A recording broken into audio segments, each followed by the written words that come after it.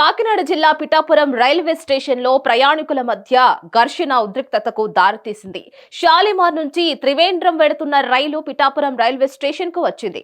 అప్పటికే రైలంతా ప్రయాణికులతో కిక్కిరిసిపోయి ఉంది. రిజర్వేషన్ భోగిల్లో ఎక్కువగా అయ్యప్ప స్వామి మాలధారులు ఉన్నారు. ఇందులో సాధారణ ప్రయాణికులకంతా ఎక్కి గుట్కాలు వేసి రైళ్లను అధ్వానంగా మార్చుతున్నారు. అంతేకాకుండా నాన్ రిజర్వేషన్ బోగీలో ఒరిస్సాకు చెందిన ప్రయాణికులు ఎక్కడంతో అయ్యప్ప స్వామి భక్తులంతా ఆందోళన చెందారు. రిజర్వేషన్ బోగీల్లో నిలిచి ఉన్న సాధారణ ప్రయాణికులను వారు కిందకి దింపేశారు.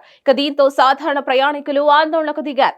రైలు ముందు నిరసన తెలిపారు. పోలీసులు పలువురిని రైలు ఎక్కించే ప్రయత్నం చేశారు. ఇంకా చాలా మంది స్టేషన్ లో ఉండిపోయారు. గంట పాటు రైల్వే స్టేషన్ లో ఉండిపోవడంతో అయ్యప్ప భక్తులు సాధారణ ప్రయాణికుల మధ్య వాగ్వాదం జరిగింది. ఎట్టకేలకు పోలీసులు రైలు నుంచి దింపేసిన వారిని ఇతర రైల్లో పంపించారు. దీంతో పరిస్థితి సద్దుమణిగింది.